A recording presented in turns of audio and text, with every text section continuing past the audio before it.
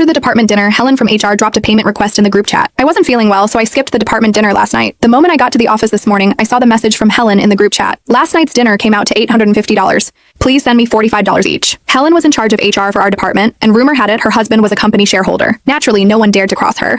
The payment notifications started popping up one by one. I figured it had nothing to do with me and was about to put my phone away when it buzzed again. Helen had tagged me. Laura, you too, don't forget. I wasn't even there. Thinking she'd simply forgotten, I replied in the chat to gently remind her. I never expected her to explode. She launched into a full-blown tirade right there in the group chat. What's that supposed to mean? The dinner was priced per head. I booked everything in advance. It's your problem that you didn't show up, but that doesn't mean you're exempt from paying. Are you really so broke you try to skip out on $45? Helen's words were utterly merciless. My face flushed hot with embarrassment. I had messaged her privately yesterday to explain I couldn't make it.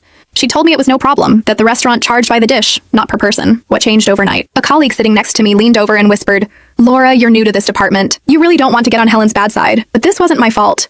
And more than that, what she said was just plain nasty. I took a screenshot of our conversation from the day before and posted it in the group. I tagged her directly. Helen, yesterday you said it was fine. Why the change of heart today? If you had told me up front, I would have just paid it. Are you that hard up for my $45? The moment the message went out, I could hear a collective gasp ripple through the open plan office. Several people gave me subtle thumbs ups. Honestly, I didn't want to make a big deal out of it, but she started it, and I was holding back my harsher thoughts. I'd seen a video from the dinner last night. A few simple family-style dishes on the table. Not even a single bottle of wine. How on earth did that cost over $800? The chat went silent. I ignored it, tossed my phone aside, and focused on my work. I wasn't worried about getting fired for pissing her off. I expected Helen to stomp over to my desk any minute.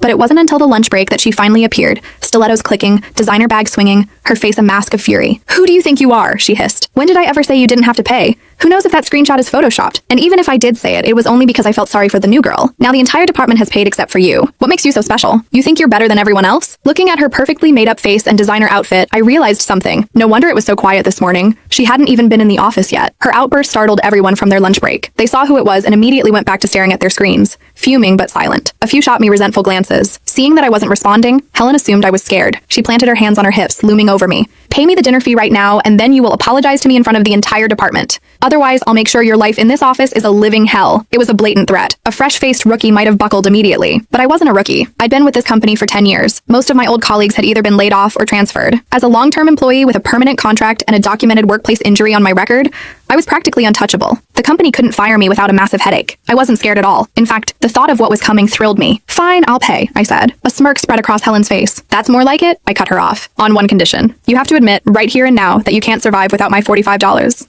The second you say it, I'll transfer the money. Deal? The smirk on Helen's face froze. When she finally processed what I'd said, she slammed her hand on my desk. Laura, how dare you mock me? Her voice was so shrill it almost cracked. She was genuinely furious now. Then, a cunning look crossed her face as an idea seemed to strike her. She calmed. Click the link in my bio to get the full story for free.